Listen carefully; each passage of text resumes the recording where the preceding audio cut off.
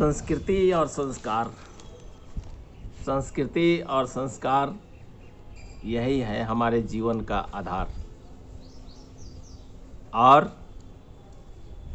कर्म और धर्म से इंसान होता है बड़ा, लेकिन आज हमारी सकारात्मक सोच से हम सब ने मिल कर के कोरोना जैसी वैश्विक महामारी को कर दिया है छोटा।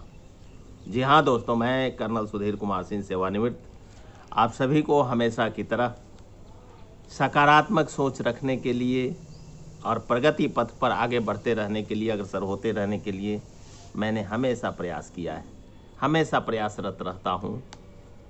जानते हैं, आज मेरे मन में आई कि सबसे पहले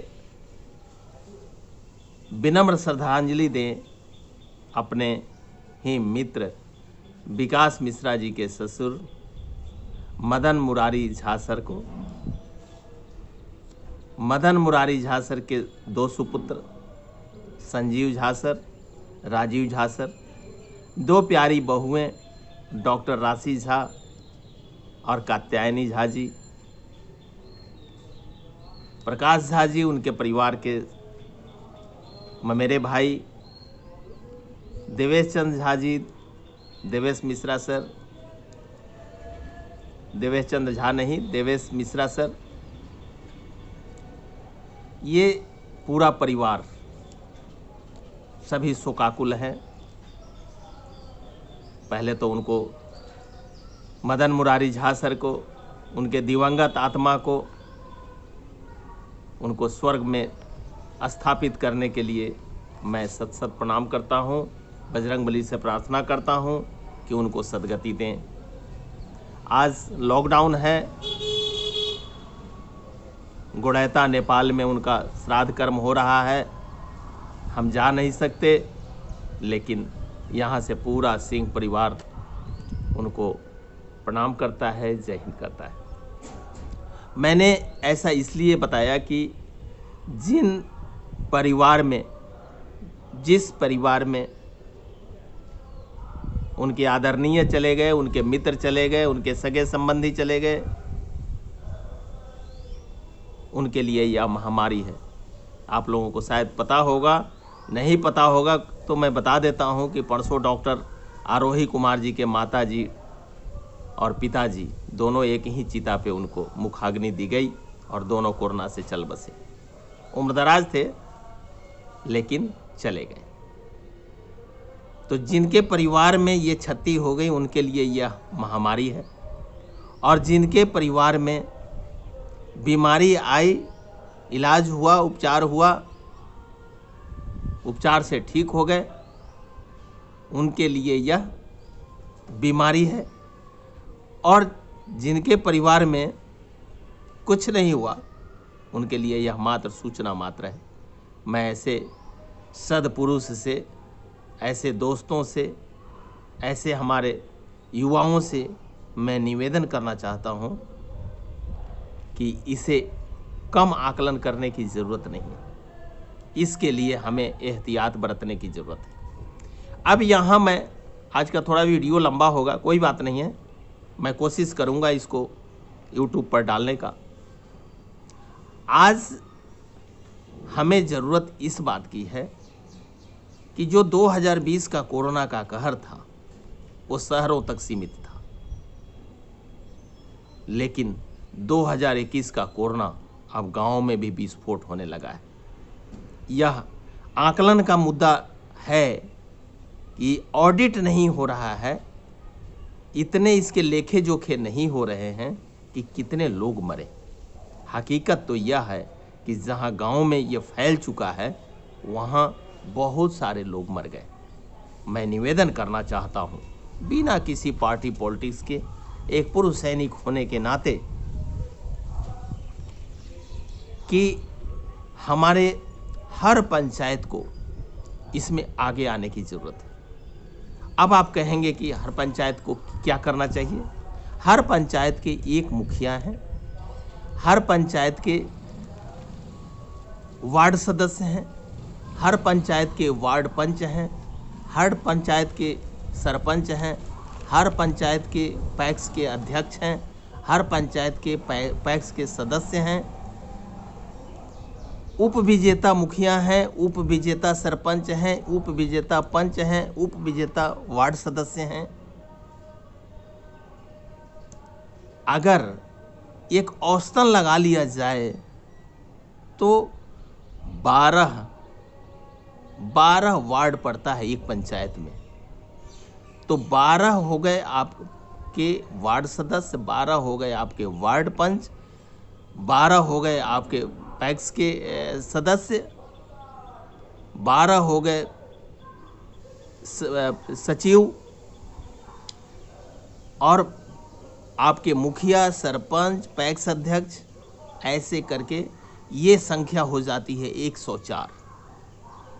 अगर इनको डिवाइड कर दिया जाए तो ये एक पंचायत, एक वार्ड पे कम से कम 9 लोगों की संख्या हो जाती है। इसको गहराई से आप लोग सोचिए, मेरे से ज़्यादा आप लोग जागरूक हैं, आप लोग सजग हैं, तो कम से कम एक वार्ड पे 9 की औसत होती है, जिसमें वार्ड सदस्य, वार्ड पंच, उसमें सारे लोग मिलेंगे। तो कम से कम हर आदमी को मास्क पहनने के लिए, हर आदमी को 2 गज की दूरी मेंटेन करने के लिए, और जो लोग पीड़ित हैं उन पीड़ितों को समय पर सेवा शुश्रूषा करने के लिए, समय पर चिकित्सा से संबंधित सहायता के लिए, कोई भूखा है तो उसको खिलाने के लिए वो इंसान ऐसा काम कर सकता है जहाँ पे आपको किसी तरह की किसी से पूछने की ज़रूरत नहीं पड़ेगी। इसको गहराई से सोचिएगा। और ये एकदम रूट कॉज है कोरोना को गांव से भगाने का, अन्यथा कुछ नहीं होगा।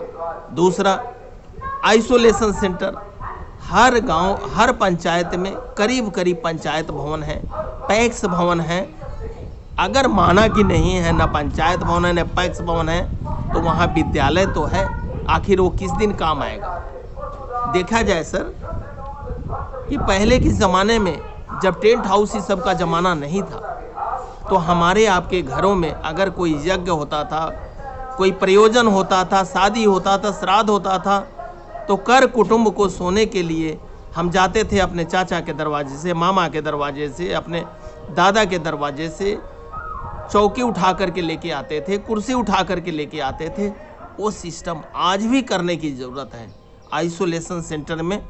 वहाँ पे अगर हम ये चौकी, कुर्सी, टेबल, इस सब की व्यवस्था कर दें, वहीं पे उनको अलग थलग रख करके उनको सेवा शुश्रूषा पहुंचा करके, तो शहरों से ज़्यादा इम्यूनिटी, ताकत गांव में है। चूँकि हमें गंदगी में रहने की आदत है, उससे होगा क्या कि आपका कोरोना का कंट्रोल होगा।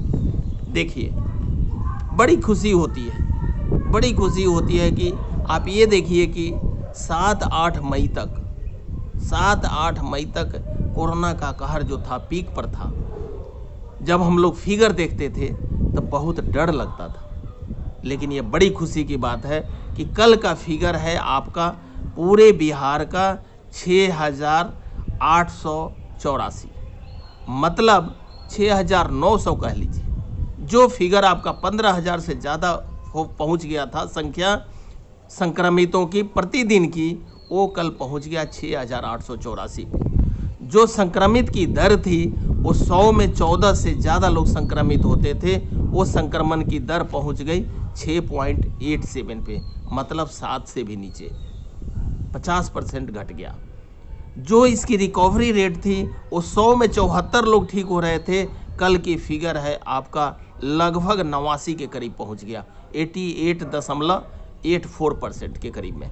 89 मान लीजिए कि 100 में 89 लोग ठीक हो रहे हैं। आप इसको ऐसे समझिए, 100 में 89 लोग ठीक हो रहे हैं, 100 में आपको 7 लोग संक्रमित हो रहे हैं, तो 89, 1 90 और 6 96 हो गया। 100 में 1 लोग मर रहे हैं। और बाकी लोग जो है एक्टिव अपना इलाज करवा रहे हैं। सो अगर हम लोगों ने इस तरह का जागरूकता अभियान फैलाया अपने पंचायत में, एक दूसरे की सहायता किया, अपना जान बचाते हुए, याद रहे अपना जान बचाते हुए, अपने परिवार की रक्षा करते हुए जो इस महामारी से निकल गया, समझ लीजिए कि वो सिकंदर बन गया। फिर आइए आराम से अपनी नेतागिरी करिए, आराम से हमारी आलोचना करिए, एक दूसरे के ऊपर कुठाराघात करिए, दिमाग से लड़िए, दिल से नहीं लड़िए। आइए हम सभी मिलकर के इस कोरोना जैसी वैश्विक महामारी से निपटने के लिए आगे आएं और एक दूसरे का साथ दें। जय हिंद, जय बिहार, जय विकास।